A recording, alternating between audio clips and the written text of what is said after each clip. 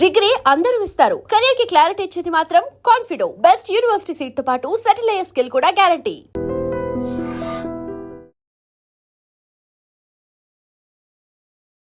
Welcome to I dream. నేను Udayasri. Present మనతో పాటు గణేష్ మండాడి గారు ఉన్నారు, రిలేషన్షిప్ కోచ్, అలాగే ఎమోషనల్ ఇంటెలిజెన్స్ ఎక్స్పర్ట్.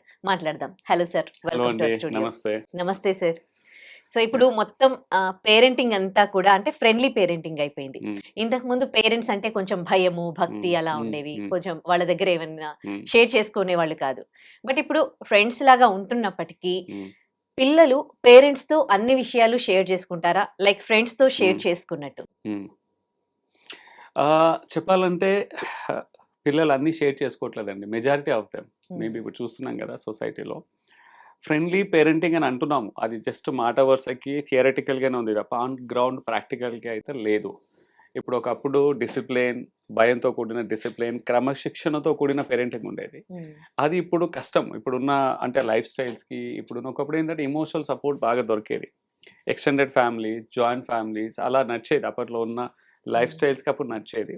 ఇప్పుడు ఫ్రెండ్లీ పేరెంటింగ్ అనేది చాలా ఇంపార్టెంట్. కానీ అన్ఫార్చునేట్లీ దురదృష్టవశాత్తు ఇప్పుడున్న పేరెంటింగ్ బిగ్గెస్ట్ ఛాలెంజ్ ఏంటంటే వాళ్ళు ఫ్రెండ్లీగా పెంచలేకపోతున్నారు, లేదా క్రమశిక్షణతో పెంచలేకపోతున్నారు. ఎటు కాకుండా అయిపోతుంది. వాళ్ళ ఇంటెన్షన్ ఏమో ఫ్రెండ్లీగా ఉండాలని పేరెంటింగ్ చేయాలని ఉంటుంది ఉద్దేశం, సదుద్దేశం. కానీ ఆన్ గ్రౌండ్ రియాలిటీకి వచ్చేసరికి చేయలేకపోతున్నారు. ఎందుకంటే రెండు బలమైన కారణాలు. ఒకటేంటంటే వాళ్ళు పెరిగి పెద్దగా అయింది మొత్తం డిసిప్లిన్, ఒక క్రమశిక్షణ, వాల్యూస్ ఓరియంటెడ్, పెద్దలకు పిల్లలకి కొంచెం గ్యాప్, ఆ వ్యత్యాసం చూసి పెరిగి వచ్చిన వాళ్ళు. సో వాళ్ళ మైండ్ సెట్ బిలీఫ్స్ అనేది అక్కడ ఇంక్లైన్ అయి ఉంటుంది. వాళ్ళ అంటే యాక్షన్స్ అన్ని అలాగుంటాయి. వాళ్ళు చెప్పేది ఒకటి, చేసేది మాత్రం పాతకాలంగా అలా ఉంటుంది. కానీ వాళ్ళకి పైపైన మాత్రం ఫ్రెండ్లీగా ఉండాలి, ఫ్రెండ్లీగా ఉంటాము, నేను ఫ్రెండ్లీగానే ఉన్నాను అని మాటకు చెప్తారు, కానీ అది అవ్వట్లేదు. సో అందుకే ఏమవుతుందంటే ఇప్పుడున్న పిల్లలు పేరెంట్స్ని ఒక ఏజ్ వరకు 10 years, హార్డ్లీ 10 years వరకు ఫ్రెండ్లీగా ఉంటున్నారు. 10 years దాటాగానే ఫ్రెండ్లీనెస్ పోతుంది. ఇక్కడ there are multiple psychological reasons కూడా ఉన్నాయి. పిల్లలు ఎందుకు ఫ్రెండ్లీగా ఉండరు అండ్ పేరెంట్స్ ఎందుకు ఫ్రెండ్లీగా పెంచలేకపోతున్నారు, రెండింటి గురించి కొంచెం మాట్లాడుకుందాం. మొట్టమొదటిది ఏంటంటే ఇప్పుడు బయట వాళ్ళు ఫ్రెండ్లీగా ఉన్నప్పుడు ఏంటంటే లిమిటెడ్ స్కోప్ ఉంటుంది. బయట దగ్గర ఇప్పుడు ఎవరైనా ఫ్రెండ్స్, స్నేహితులు ఉంటారు. స్నేహితులు ఏంటంటే ఏదైనా సరే క్వశ్చన్ చేయరు, డెప్త్గా క్వశ్చన్ చేయరు. వాళ్ళకు కావాల్సిన ఏంటంటే ఒక లిమిట్స్ అనేది ఉండవు ఫ్రెండ్స్ దగ్గర. అండ్ ఎక్కువ సమయం కూడా స్పెండ్ చేయరు. 1 గంట 2 గంటలు 3 గంటలు సరదాగా ఆడుకుంటారు. ఎలాంటి బ్యాగేజ్ ఉండదు. సో వాళ్ళు ఫ్రెండ్లీగా ఉంటారు. అదే ఫ్రెండ్లీనెస్ అనేది పేరెంట్స్ ఇవ్వలేకపోతారు. ఎందుకంటే వీళ్ళ ఆరోగ్యము, వీళ్ళ స్టడీసు, వీళ్ళ లాంగ్ టర్మ్ ఫ్యూచర్ గోల్స్ ఇవన్నీ కూడా వీళ్ళని తెలియకుండానే వాళ్ళతోటి పేరెంటింగ్లో అవన్నీ నెరవేర్చుకోవాలి. గోల్స్ ఉంటాయి, లక్ష్యాలు ఉంటాయి. పేరెంట్స్ పిల్లలు కొంచెం ఆరోగ్యమైన హెల్తీ ఫుడ్ తినాలి, సరిగా చదువుకోవాలి, ఫిజికల్గా యాక్టివ్గా ఉండాలి. ఇవన్నీ చేయాలంటే పిల్లలకు నార్మల్గా నచ్చదు. ఎందుకు నచ్చదు? వాళ్ళు ఎప్పుడైనా కంఫర్ట్ జోనే ప్రిఫర్ చేస్తారు. పిల్లలు ఆటలు పాటలు ఉంటుంది. ఇప్పుడు కాసేపు టీవీ, ఎక్స్ట్రా టైం టీవీస్ అంటే ఎగిరి గంతేస్తారు, సంబరపోతారు. కానీ కాసేపు ఎక్స్ట్రా టైం కూర్చొని చదవాలంటే చదవలేరు. హెల్తీ ఫుడ్ తినమంటే తినరు. జంక్ ఫుడ్ కావాలంటే మళ్ళీ పరిగెత్తి అంటే వాళ్ళు గంతులు వేస్తారు బాగా. సో ఇక్కడ ఏంటంటే ఒక డోపమిన్ స్పైక్ ఉంటుంది. పిల్లలకి ఏంటంటే కంఫర్ట్స్, ప్లెజర్స్ బాగా అలవాటు. ఇక్కడికి వచ్చేసరికి పేరెంట్స్ కంట్రోల్ అంటే మేనేజ్ చేయలేరు. వాళ్ళని మేనేజ్ చేయనందుకు డిసిప్లిన్గా అయిపోతుంటారు. ఫ్రెండ్లీగా ఉండాలనుకున్నా డిసిప్లిన్ అనేది ఆటోమేటిక్గా వచ్చేస్తుంది. కోపతాపాలు, ఆవేశాలు, చిన్నప్పుడు మా అమ్మ నాన్న కొట్టేది, గోడ కుర్చీలు వేయించేది, మొక్కల ఇవన్నీ మా టీచర్లు కొట్టేవాళ్ళు చదువుకుంటే అది ఇది అని తెలియకుండానే అవన్నీ బయట వ్యక్తపరిచి ఒక అగ్రెషన్ చూపిస్తారు పిల్లల మీద. అగ్రెషన్కి ఏమవుతుందంటే పిల్లలు ఒక సేఫ్టీ జోన్ ఉంటుంది కదా, అది బ్రేక్ అవుతుంది. ఒక భయంలోకి వెళ్ళిపోయి చిన్న చిన్న విషయాలు కాదు కదా, పెద్ద పెద్ద విషయాలు పక్కన పెట్టు, చిన్న చిన్న విషయాలు కూడా షేర్ చేసుకోవాలి. ఇంకొన్ని సెన్సిటివ్ విషయాలు ఉంటాయి, చాలా సెన్సిటివ్ విషయాలు. పిల్లలు పేరెంట్స్ అనగానే ఒక భయం అనేది, ఒక భయ భ్రాంతి అంటే చెప్పాలంటే ఒక తెలియని ఇన్సెక్యూరిటీ ఫీలింగ్, ఒక ఫియర్ అనేది, fear of judgement, fear of validation, fear of control, possession అనేది తెలియకుండానే వాళ్ళని నాటుకుంటారు పిల్లలు. ఈ జనరేషన్ పిల్లలకి పేరెంట్స్ అంటే భయము ఇవన్నీ ఉన్నాయని అంటారా? ఇప్పుడు కూడా ఇప్పుడు ఉన్నాయంటే ఒక అప్పట్లాంటి భయం కాదు, వేరే భయాలు. ఇప్పుడు ఏంటంటే అన్ని మైక్రో భయాలండి, పెద్ద పెద్ద భయాలు కాదు, మైక్రో భయాలు. అంటే కండిషనల్గా ఇప్పుడు పిల్లలు ఎంత స్మార్ట్ అయ్యారంటే ఒక అప్పట్లో కాదు. ఇప్పుడు 4 విషయాలు తీసుకోండి, 4 విషయాలు 2 మైక్రో భయాలు కనపడతాయి పైన, ఇంకా 2 చాలా లాడు. అంటే పిల్లలకు తెలుసు మేము ఇక్కడ తప్పు చేయలేము. పేరెంట్స్ ప్యాంపరింగ్, వీక్ పాయింట్స్ తెలుసు. పేరెంట్స్ ఒక బ్లైండ్ స్పాట్స్ అంట నేను, వాళ్ళ వీక్ పాయింట్స్, బ్లైండ్ స్పాట్ తెలిసిన దగ్గర మంచి అంటే ధైర్యంగా, స్నేహపూర్వకంగా గంతులేసు మరీ నవ్వుతో, సంతోషంతో సాధించుకుంటారు. ఏదైతే వాళ్ళకి ఏదైతే కంఫర్ట్ జోన్కి ఇంపాక్ట్ అవుతాయో అక్కడ మాత్రం చిన్న చిన్న అబద్ధాలు ఆడడము, అంటే ఒక చిన్న మైక్రో లెవెల్ భయాలు ఉంటాయి అక్కడ. ఆ కాంటెక్స్ట్ వరకే. ఒకప్పుడు అలా ఉండేది కాదు. ఒకప్పుడు పేరెంట్స్ భయం అంటే అన్ని విషయాలలో భయం ఉండేది. భయపడుతున్నారు పేరెంట్స్ కంటే ఏ విషయాన్ని కూడా అడిగేవాళ్ళు కాదు. చివరికి పెళ్లి అంటే పెళ్ళిడికి వచ్చినాక 25 సంవత్సరాలు అయ్యాక కూడా ఒక చిన్న విషయం మాట్లాడాలంటే తల్లిదండ్రులతో భయపడేవాళ్ళు. అమ్మాయి కావచ్చు, అబ్బాయి కావచ్చు. ఇప్పుడు అలా కాదు. ఒక 10 ఇయర్స్ 12 ఇయర్స్ బాబు కానీ పాప కానీ they are going by topic wise. ఒక టాపిక్లో చిన్న భయంలో ఉంటుంది, డిసిప్లిన్ ఉంటుంది. ఇంకో టాపిక్లో they are very close. So ఇక్కడ ఏంటంటే ఇంతకుముందు మీరు అడిగారు ఇది డిసిప్లైన్ పేరెంటింగ్ ముఖ్యమా, ఇంపార్టెంటా, లేకుంటే ఫ్రెండ్లీ పేరెంటింగ్ ఇంపార్టెంట్. నన్ను అడిగితే ఫ్రెండ్లీ పేరెంటింగ్ ఈజ్ చాలా ఇంపార్టెంట్. అది అనివార్యం, అది ఉండాల్సిందే. ఇప్పుడు భయంతో కూడిన పేరెంటింగ్ అస్సలు పనికిరాదు. అసలు సర్వైవ్ అవ్వలేరు, ఎవాల్వ్ అవ్వలేరు. ఇద్దరి మధ్యలో దూరాలు పెంచేస్తుంది. పెద్దగా వాళ్ళు కూడా పిల్లలు పెద్దగా కూడా అది బాగా ఎమోషనల్ బ్యాగేజ్ క్యారీ చేస్తారు. పిల్లలు క్యారీ చేస్తారు, పరోక్షంగా పేరెంట్స్ సఫర్ అవుతారు. అది వాళ్ళ లైఫ్లో కూడా ఇంపాక్ట్ అవుతుంది. మ్యారిటల్ లైఫ్లో, వాళ్ళ రిలేషన్షిప్లో కూడా, పిల్లల లైఫ్లో కూడా ఇంపాక్ట్ అవుతుంది. ఇక్కడ ఫ్రెండ్లీ పేరెంటింగ్ కావాల్సింది ఏంటంటే ముందు పేరెంటింగ్ చేసేటప్పుడు వాళ్ళు నేర్చుకోవాలండి. They have to invest on themself. Friendly parenting ఎలా చేయాలి, దీనికి కావాల్సింది ఏంటంటే మొట్టమొదటిది ఇమోషనల్ రెగ్యులేషన్ కావాలి పేరెంట్స్లో. వాళ్ళ ఎమోషన్స్ని వాళ్ళు ఎలా రెగ్యులేట్ చేసుకుంటున్నారు, వాళ్ళ ఆవభావాలని, కోపాలని, సంతోషాన్ని, కోపాలని ఉంటాయి కదా, నెగిటివ్ ఎమోషన్స్ అన్నీ ప్లస్ పాజిటివ్ ఎమోషన్స్. ఈవెన్ సంతోషాన్ని కూడా ఎలా ఎక్స్ప్రెస్ చేస్తున్నారు. సంతోషాన్ని కూడా అంచువేసేసుకొని పిల్లలు చూస్తున్నారు, నేను తర్వాత సెలబ్రేట్ చేస్తానంటే మళ్ళీ రాదు. హ్యాపీనెస్ని ఎక్స్ప్రెస్ చేయాలి, కోపాన్ని ఎక్స్ప్రెస్ చేయాలి హెల్తీ వేగా. ఈవెన్ గొడవలు, భార్య భర్తలు ఇద్దరు, పేరెంట్స్ ఇద్దరు గొడవ పడేటప్పుడు కూడా అది కూడా చాలా ఇంపాక్ట్ ఉంటుంది. అది కూడా ఎమోషనల్ రెగ్యులేషన్. గొడవ ఎందుకు పడుతున్నారు, ఎలా పడుతున్నారు, ఎలా సార్ట్అవుట్ అవుతుంది, ఈ 3 చాలా ఇంపార్టెంట్. పిల్లలు గమనిస్తున్నారు ఇక్కడ. మీరు అంటే రీజన్ తెలియకుండా గొడవ పడితే వాళ్ళకు తెలియకుండా ఒక ముద్ర పడుతుంది, ఇంప్రింటింగ్ అవుతుంది పిల్లల మీద. అంటే ఇప్పుడు పేరెంట్స్ ఎప్పుడు కూడా ఇలాగే గొడవ పడతారు, రేపు పొద్దున పెళ్ళాక మేము కూడా అలాగే గొడవ పడతాం, అర్థం పడడం లేకుండా. They should know the reason, గొడవ ఎందుకు పడుతున్నారు, ఆ గొడవని ఎలా సార్ట్అవుట్ చేసుకుంటున్నారు, పోస్ట్ గొడవ కాన్ఫ్లిక్ట్ తర్వాత how they are gelling up. ఇవన్నీ చాలా ఇంపార్టెంట్ అండి. గొడవ పడడం ఒక పర్పస్ తోటి, అండర్స్టాండింగ్ పెరిగింది, తర్వాత దే ఆర్ ప్యాచ్డ్ అప్. ఇవన్నీ పాజిటివ్ సంకేతాలు పిల్లల వరకు రీచ్ అవ్వాలి. ఇంకోటి ఇందాక మనం మాట్లాడుకున్నాం కదా, మనకి పెళ్లిళ్ళు చేసుకోవడానికి ఎవరు ఇష్టపడట్లేదు అని. సో ఒక విధంగా ఇంట్లో ఇలాంటి వాతావరణం ఉండబట్టి, పేరెంట్స్ ని చూడబట్టి కూడా వాళ్ళు పెళ్లిళ్ళ మీద ఇష్టం పోతుంది అనుకోవాలా, లేకపోతే బయట మ్యారేజెస్ అన్ని ఫెయిల్ అవుతున్నాయి? ఖచ్చితంగా ఇది వన్ ఆఫ్ ద ఫ్యాక్టర్ అండి. ఇప్పుడు ఈ మధ్య యువత, పర్టికులర్ జెన్జీ యువత పెళ్లి చేసుకోకపోవడానికి లేదా ఒక 5-10 సంవత్సరాలు డిలే చేస్తున్నారు పెళ్లి చేసుకోవడానికి. అది 35-40 వరకు కూడా చేసుకుంటున్నారు, 30 లోపు అసలు చేసుకోవట్లేదు. సో చాలా కారణాలు ఉన్నాయండి. ఒక 10 reasons, important top reasons separate మాట్లాడుకుందాం. బట్ ఇది మాత్రం one of the important reason అండి. పేరెంటింగ్ అనేది కూడా ఒక ప్రీడామినెంట్ చాలా వరకు ప్రభావితం చూపిస్తుంది పిల్లల పైన. పెళ్లి చేసుకోవాలా, చేసుకోవద్దా, చేసుకుంటే పెళ్లి అయ్యాక ఎలా ఉండాలి, జీవిత భాగస్వామితో రిలేషన్షిప్ ఎలా ఉంటుంది, ఇమోషనల్ రెగ్యులేషన్ ఎలా ఉంటుంది అనేది పేరెంటింగ్ చూసుకొని వాళ్ళు కూడా సైకలాజికల్గా ఒక ఇంప్రింటింగ్, సైకలాజికల్ ఇంప్రింటింగ్ తెలియకుండా వాళ్ళు ఒక కాపీ అవుతారండి, మినీ కాపీ అవుతారు. ఒక్కొక్కసారి వాళ్ళని మించిపోయి అవుతారు. పేరెంట్స్ అగ్రెసివ్గా ఉంటే పిల్లలు కూడా అగ్రెసివ్గా అవుతారు. పేరెంట్స్ కొంచెం రెసిలియన్స్, ఓపిక బాగుంటే వాళ్ళు కూడా మ్యాచ్ అండ్ మిర్రర్. ఇదొకటి. ఇక్కడ ఎమోషనల్ కనెక్షన్ అనేది చాలా ఇంపార్టెంట్. అది ఉన్నప్పుడు ఏమవుతుందంటే పిల్లల ఎమోషన్స్తో వాళ్ళు కనెక్ట్ అవ్వాలి.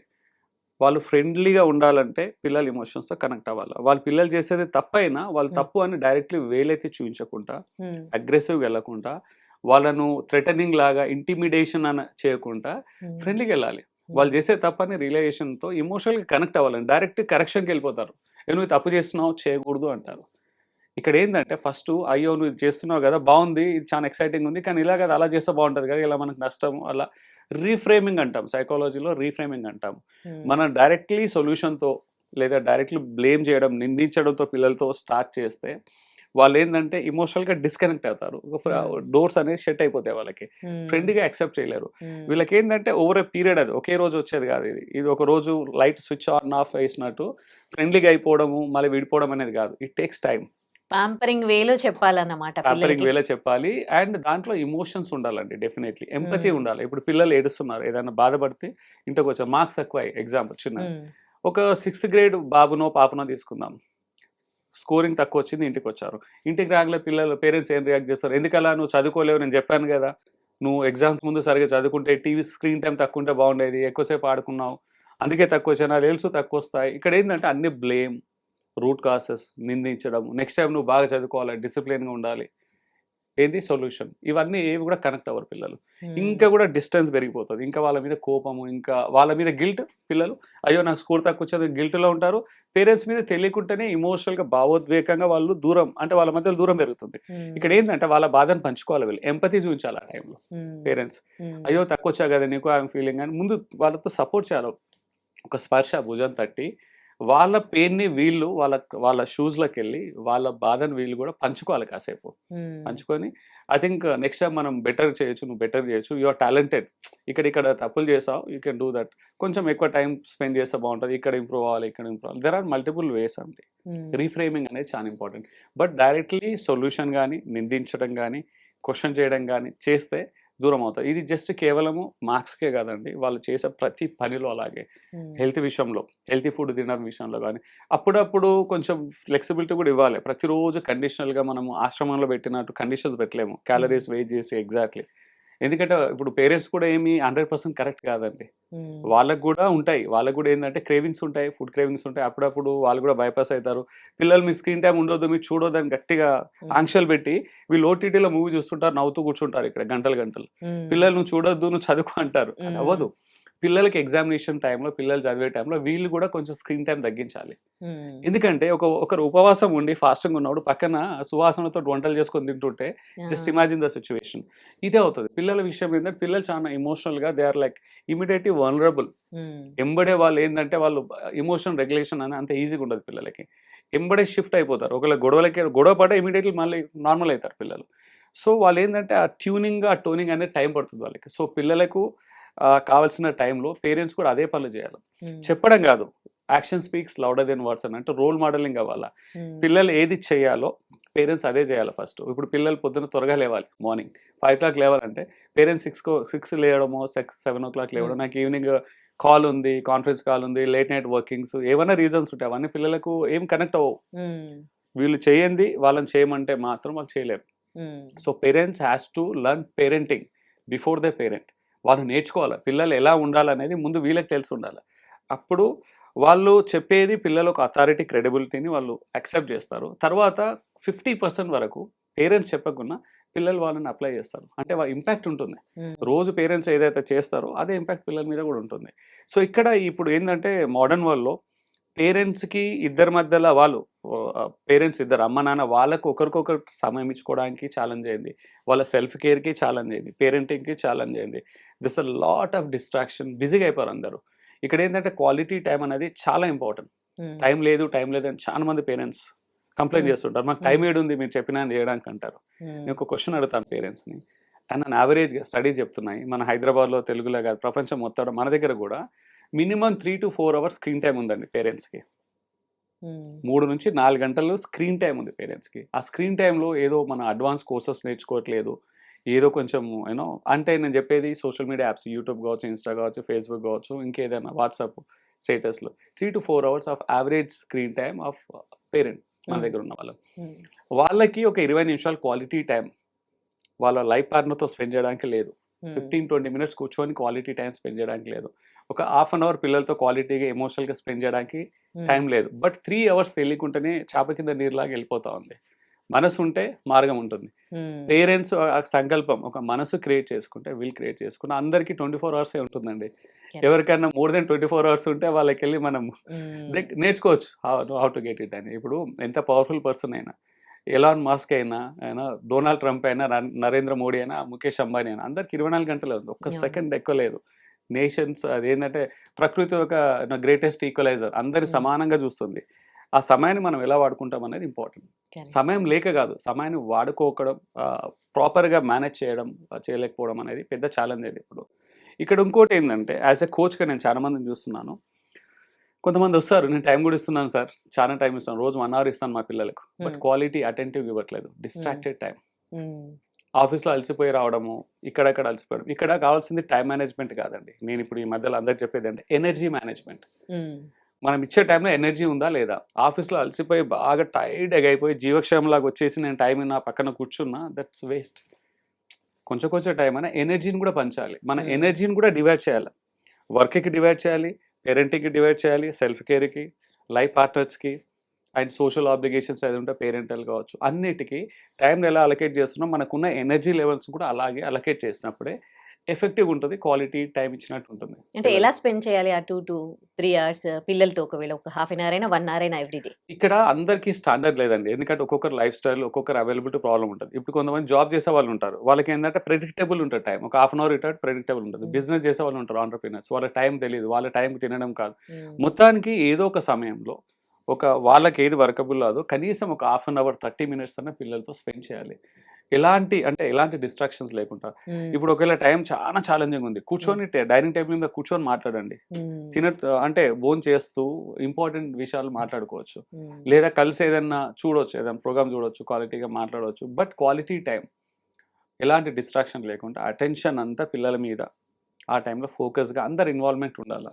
అది ఎలా ఉండాలంటే అండి, మళ్ళీ no questioning, no validation, no judgement. అక్కడ కూర్చున్నప్పుడు కూడా అది కూడా మళ్ళీ కురుక్షేత్రం లాగా మళ్ళీ ఒక కాన్ఫ్లిక్ట్స్ మళ్ళీ తీయకూడదు అక్కడ.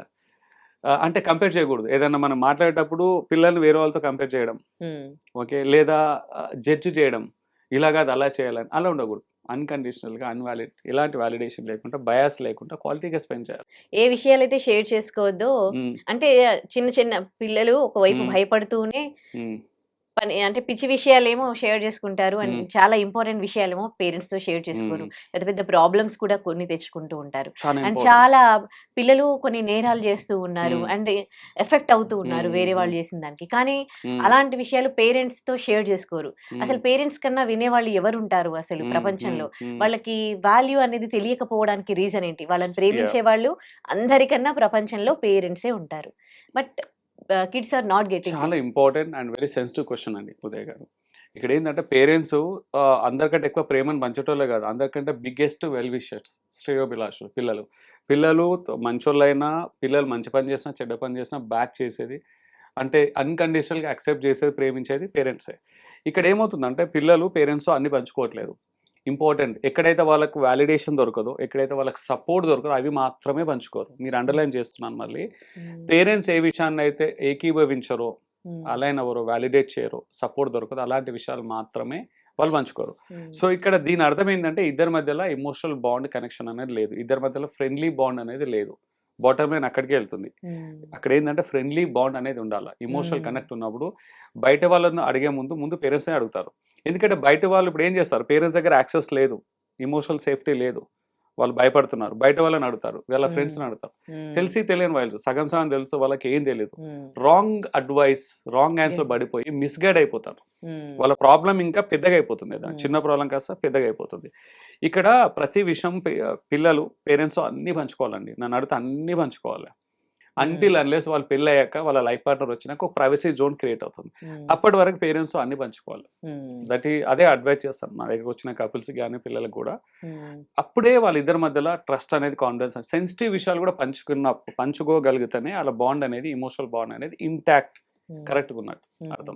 కొంతమంది రిలేషన్షిప్స్ లోకి కూడా చాలా చిన్న ఏజ్ లో, టీనేజ్ లోనే, వాళ్ళు స్కూలింగ్ లోనే రిలేషన్షిప్స్ లోకి వెళ్ళిపోతూ ఉన్నారు, లవ్ లని ఇవన్నీ.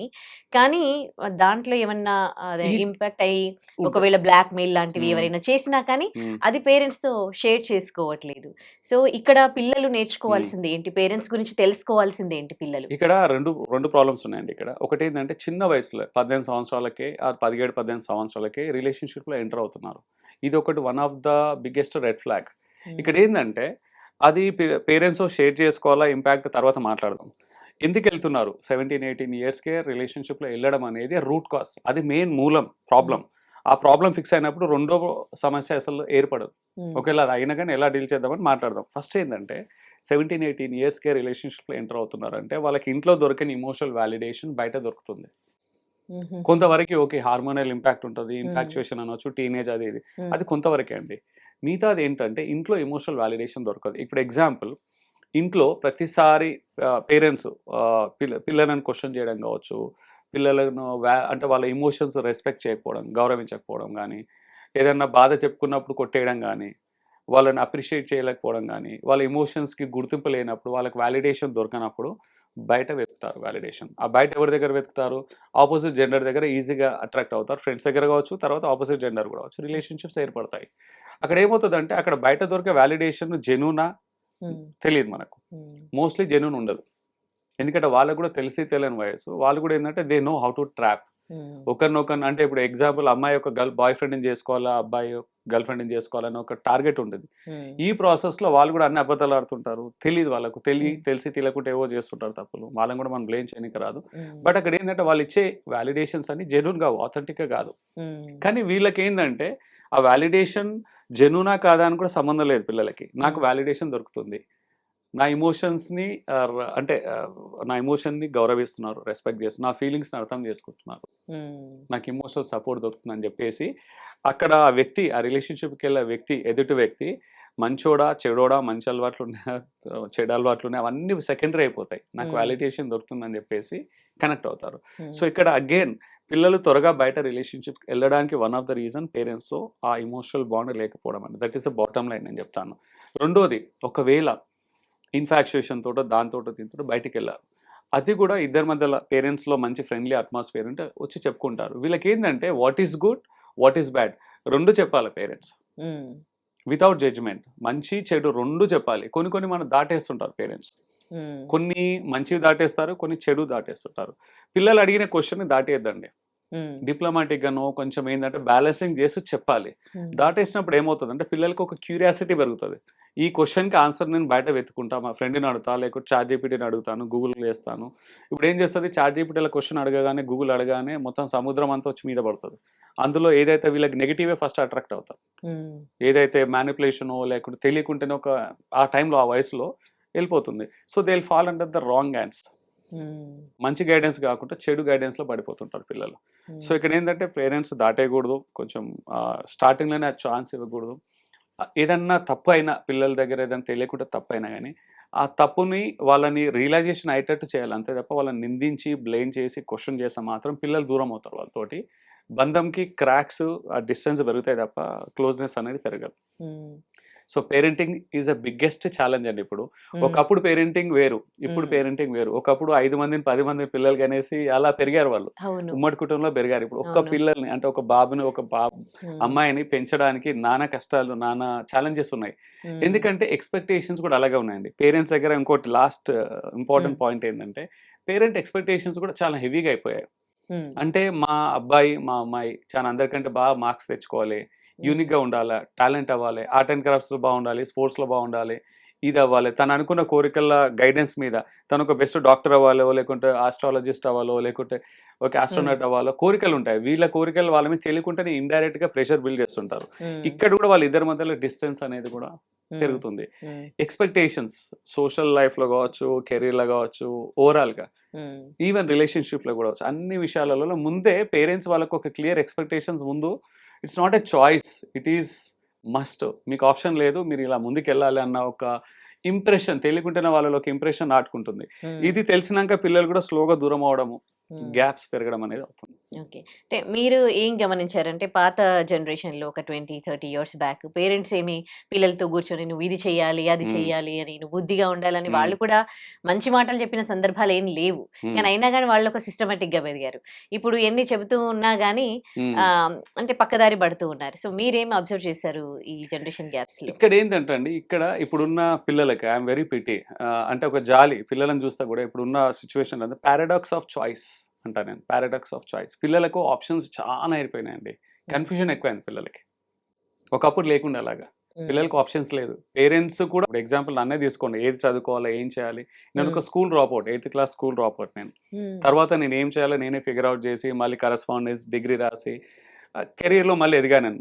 రెగ్యులర్ చదువుకున్న వాళ్ళకంటే కూడా చాలా ఉన్నతంగా ఎదిగాను. 11 కంట్రీస్లో జాబ్ చేయడము, like 25 years corporate overall career, professional career. ఇక్కడ ఏంటంటే ఒకప్పుడు, ఇప్పుడు అంటే లివ్డ్ ఎక్స్పీరియన్స్, నేను థియరీ ఫిలాసఫీ చెప్పట్లేదు, అందుకే నేను నా ఓన్ ఎగ్జాంపుల్ ఇస్తున్నాను. అప్పట్లో అందరూ అలాగే ఉండే. There are only 2 types of parenting అండి అప్పుడు. ఒకటి ఏంటంటే మొత్తం బొమ్మరిల్లు లాగా పేరెంటింగ్, మొత్తం ఏ చెప్తా చేసి ఒక డిసిప్లిన్గా పేరెంట్స్ నచ్చినట్టే పెరగడం ఒకటి. రెండో పేరెంటింగ్ ఎలా ఉండేదంటే వాళ్ళకి కావాల్సిన ఫుడ్, స్కూల్ ఫీజులు కట్టడం, బేసిక్ ఇవ్వడం, పీటీఎం పేరెంట్స్ టీచింగ్ మీటింగ్ అనేది కూడా తెలియదు పేరెంట్స్, వదిలేసేవాళ్ళు, కంప్లీట్గా వదిలేసేవాళ్ళు. వాళ్ళు ఓన్ ఫిగర్ అవుట్ అయ్యేదండి. నేను 3rd క్లాస్ ఉన్నప్పుడు I think in 90s, I think 89-90sలో అప్పుడు ఫ్రీ పాస్లు అంటే 12 years ఇప్పుడు కూడా ఉండొచ్చు, ఫ్రీ బస్ పాస్లు 1 kilometer నడుచుకుంటూ వెళ్ళి బస్ డిపోకి వెళ్ళి నేను అప్లై చేసుకొని వచ్చాను ఫ్రీ పాస్. అప్పట్లో అంత ఫ్రీడమ్ అంటే అంత వదిలేసేవాళ్ళు. అంటే వాళ్ళు ఫార్మర్, మా ఫాదర్ వచ్చేసి రైతు, తనకేం తెలియదు, ఓకే. స్కూల్లో వేసామా వాళ్ళు చూసుకుంటారు, ఓకే. వాళ్ళు చేసుకుంటారు. ఆర్టీసీ బస్సులో ఎక్కేసి ఒక్కొక్కసారి బస్ మిస్ అయితే 2 గంటలు డిలే మళ్ళీ సెకండ్ బస్ రావడానికి, బస్ స్టాప్లో అక్కడే కూర్చోవాలి 2 hours. అండ్ ఒకప్పటితో పోలిస్తే ఇప్పుడు ఏంటంటే ఒకప్పట్లో కంఫర్ట్స్ ఉండేవి కావు, చాయిసెస్ తక్కువ ఉండేవి. ఇప్పుడు ఫోన్ కమ్యూనికేషన్ లేదు, బస్ మిస్ అయిందంటే పేరెంట్స్ కూడా దిగాలి పడదు, నెక్స్ట్ బస్కి వస్తారులే, ఇంకా 3 hours వస్తారు అన్నట్టు రిలాక్స్ ఉండేవాళ్ళు. ఒకవేళ రాకున్నా కానీ ఇంకా అంత టెన్షన్ పడేవాళ్ళు కాదు. ఇప్పుడు 10 నిమిషాలు డిలే అయినా like they are getting a panic attacks, parents కి ఈవెన్ పిల్లలకు కూడా.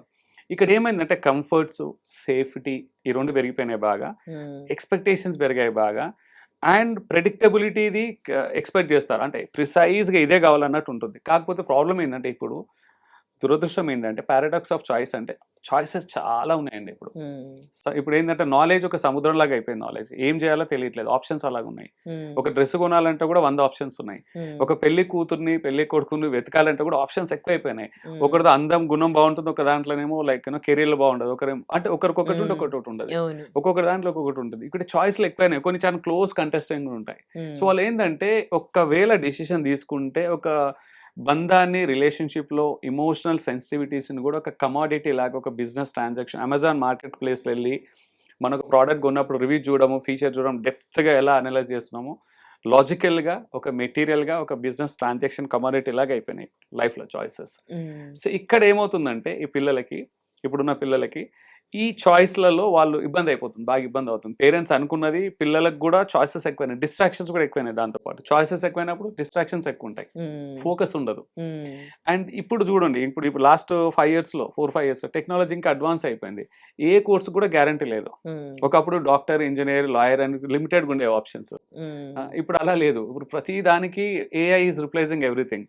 ఏది చదివినా చదవకున్నా ఏదన్నా ఎవరైనా చేయొచ్చు. ఇప్పుడు కావాల్సింది లైఫ్ స్కిల్స్ అండి. యాజ్ అ కోచ్గా నేను చెప్పేది ఏంటంటే కోర్స్ కంటే ఇంపార్టెంట్ లైఫ్ స్కిల్స్ అనేది చాలా ఇంపార్టెంట్ అండి. ఏది లేకున్నా నేను తీసుకెళ్ళి ఎడార్లు వేసినా బ్రతకగలగాలి, ఐస్లాండ్ వేసినా బ్రతకగలగాలి, అది కావాల్సింది. ఇప్పుడు యువతకి, ఇప్పుడు ఉన్న పేరెంటింగ్ లో లైఫ్ స్కిల్స్ అనేది చాలా ఇంపార్టెంట్ అండి పిల్లలు. ఇప్పుడు ఇందాక మీరు మీ లైఫ్ గురించి చెప్తూ ఉంటే, మీరు ఫార్మర్ ఫాదర్, మీ పైన ఎలాంటి ప్రెషర్ లేదు, మీ కెరీర్ అంటే మీకు రేపు ఏం తీసుకోవాలి, మీ కెరీర్ ఏంటి అన్నది.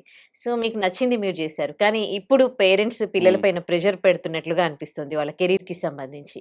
వై అని ఇప్పుడు అది ఇది కంపేర్ చేయడానికి రాదండి. అంటే ఆ తరం వేరు, ఈ తరం వేరు. నేను చెప్పేది ఇప్పుడు నేను 48 years, అదొక 35 years కిందటి విషయం, 30-35 years కిందటి. అప్పటికి ఇప్పటికి అన్ని చేంజ్ అయినాయి, లైఫ్ స్టైల్స్, ఆపర్చునిటీస్ అన్ని చాలా ప్రయారిటీస్ అన్ని మారిపోయాయి.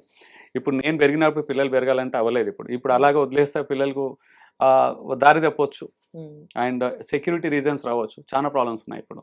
సో ఇక్కడ ఏంటంటే పిల్లలకు కూడా కొంచెం ఇండిపెండెన్స్ అనేది ఇవ్వాలి, అంటే వాళ్ళు ఓన్ డిసిషన్ తీసుకోవాలి. మనం కంప్లీట్గా ఎప్పుడైనా అండి పిల్లలకి ఇది చెయ్యి అని చెప్పకూడదు, 2 ఆప్షన్స్ ఇవ్వాలి. ఈ 2-3 ఆప్షన్స్ ఉన్నాయి, you pick whatever you want. ఆ ఆప్షన్స్ ఇచ్చేటప్పుడు parents will have with their own calculation, వాళ్ళు ఆలోచిస్తారు ఏది అని, పిల్లలకి ఏం మంచిది, వాళ్ళ దృష్టిలో ఏం మంచిది. ఆప్షన్స్ వాళ్ళ ముందు పెట్టినప్పుడు లెట్ దెమ్ పిక్. మనం ఇంపోజ్ చేయకూడదు బలవంతంగా, ఈ ఆప్షనే తీసుకో బాగుంటుందని. చాయిస్ ఇచ్చినప్పుడు ఏమైతుందంటే పిల్లలకి వాళ్ళ మీద రుద్దినట్టు అనుకోరు వాళ్ళు. వాళ్ళకి ఏంటంటే ఒక ఆటోనమస్ వస్తుంది, నా డెసిషన్ నేను తీసుకున్నాను, నా మీద బలవంతంగా ఇంపోజింగ్ అవ్వట్లేదు అన్న ఒక సేఫ్టీ, వాళ్ళకి ఒక ఇమోషనల్ సేఫ్టీ అనేది వాళ్ళకి వచ్చేస్తుంది.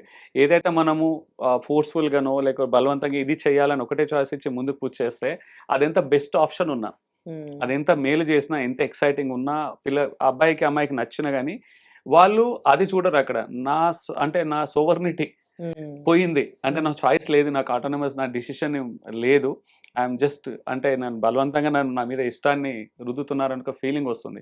సో ఇక్కడ ఏంటంటే ఇప్పుడు పిల్లలకు చాలా ఎమోషన్స్, వాళ్ళ ఎమోషన్స్తో కనెక్ట్ అయ్యి వాళ్ళకి చాయిస్ ఇచ్చి, వాళ్ళకి నచ్చినట్టు కొంచెం చాయిస్ ఇస్తూ ముందుకెళ్ళాలి. అండ్ పేరెంటింగ్ ఈజ్ ఎవాల్వింగ్ అండి, ఏది కరెక్ట్ కాదు. ఇప్పుడు మనం మాట్లాడుకున్నది నెక్స్ట్ ఇయర్ కూర్చుంటే డిఫరెంట్గా ఉంటుంది. సో ఇట్ ఎవాల్వ్ అవుతూనే ఉంది, మారిపోతూనే ఉంది కాలానికి అనుగుణంగా. Bottom line values and beliefs అండి. నేను ఒకటే చెప్తాను, 3 things: ఇల్లీగల్ ఉండకూడదు, మోరల్స్ అండ్ ఎథిక్స్. ఈ 3 డీసెంట్ గా మనం ఇన్షూర్ చేసి పైన ఏమన్నా చేయొచ్చు పిల్లలు. సో అది వాళ్ళు నచ్చింది మనం ఎంకరేజ్ చేయాలి. ఏంటంటే ఇమీడియట్ గా షార్ట్ టర్మ్ లో డబ్బులు ఎక్కువ వస్తాయి, ఫేమ్ ఎక్కువ వస్తాయి అని మన ఇంటెన్షన్ తో పిల్లల మీద రుద్దకూడదు. సో వాళ్ళకి నచ్చిందే చేయాలి. ఇప్పుడు ఒకవేళ అది బలవంతంగా రుద్దితే వాళ్ళు రాణించరు దాంట్లో, దే నాట్ ఎంజాయ్. తర్వాత మనం బలవంతంగా చేస్తే ఫెయిల్ అయినప్పుడు పిల్లలు ఏం చేస్తారు, ఇది నాకు ఇష్టం లేకుంటే మీరే బలవంతంగా నాతో చేయించారు, నేను ఫెయిల్ అయిన మీ వల్లనే, నాకు ఇష్టం లేని చేయించారు. అవును. అదే పిల్లలు ఇష్టంగా చేసినప్పుడు ఆ బ్లేమ్ చేయరు వాళ్ళు. దానికంటే ముందు ఆలోచిస్తారు, ఇది నేను ఎన్నుకున్నా, నేను చూజ్ చేసుకున్న ఫీల్డ్ అంటే ఒక బాధ్యత, ఒక అకౌంటబిలిటీ, రెస్పాన్సిబిలిటీ అని తెలియకుంటే వాళ్ళలో ఒక బాధ్యత అనేది ఉంటుంది. జవాబుదారీ తరం అంటారు కదా అవును. సినిమా డైలాగ్ Yeah, లాగా, yeah. అలా వాళ్ళే ఒక రెస్పాన్సిబిలిటీ అనేది ఉంటుంది. తర్వాత ఒకవేళ ఏదైనా సెట్ బ్యాక్ వచ్చినా పేరెంట్స్ బ్లేమ్ చేయడానికి ఆస్కారం ఉండదు. They will take ownership and they learn. చిన్న చిన్న తప్పులు చేయని పిల్లలు అప్పుడప్పుడు వదిలేయాలి. చిన్న చిన్న తప్పులు చేస్తుంటే కూడా వదిలేయాలి. వాళ్ళు తప్పు చేసినప్పుడు నేర్చుకునేది ఎక్కువ ఉంటుంది.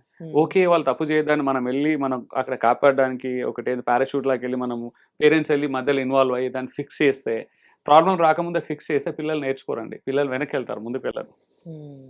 Right. Thank you so much for the valuable suggestions to the parents and kids అండి. Thank you. వెల్కమ్ అండి. And for more videos, Please subscribe to iDream. Please subscribe to iDream. Please subscribe iDream. And please subscribe to iDream. For more videos, subscribe to iDream. please like, share, and subscribe to the channel. Congratulations, iDream. Subscribe to iDream. Subscribe to iDream. So, subscribe to iDream Media.